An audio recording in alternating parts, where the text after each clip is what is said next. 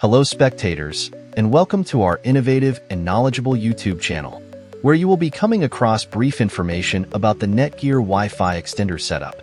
Here, you will be exploring the complete all three strategies regarding the configuration of the networking device. So let's navigate the Netgear Wi-Fi Extender setup process in detail. Configure the device through the Web GUI method. Firstly, power on the Netgear Wi-Fi Extender. Then, connect the computer to the repeater's network. Now, browse the mywifiext.net web address in the browser bar. Here, a login window will appear to you.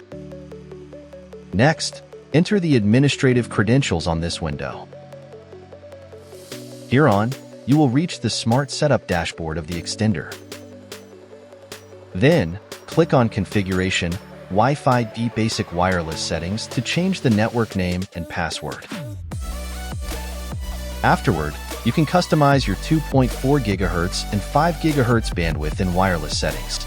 Set up via Nighthawk app.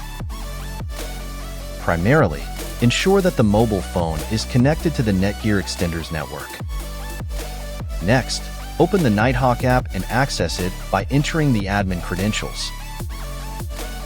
After logging in, you will reach the setup wizard of the extender. Thereafter, visit Settings, the Wireless/Wi-Fi settings to modify the network name, SSID, and password if not changed yet. After that, go back to the setup dashboard and configure the advanced settings, such as network setup, parental controls, bridge mode, etc. Here on, follow the instructions mentioned on the screen to carry out the advanced settings. Lastly, you are done with the configuration procedure of the device. Set up using the WPS button.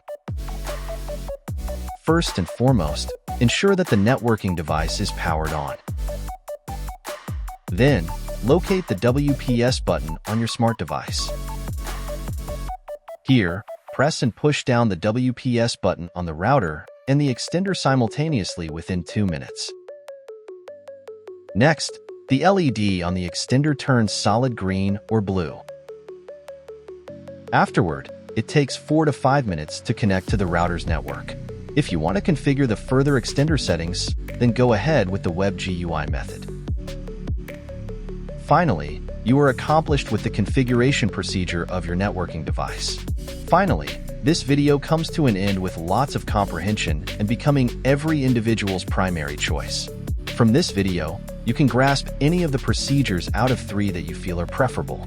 Hereon, we would love to know your opinions about the same. Don't forget to check other videos on our channel.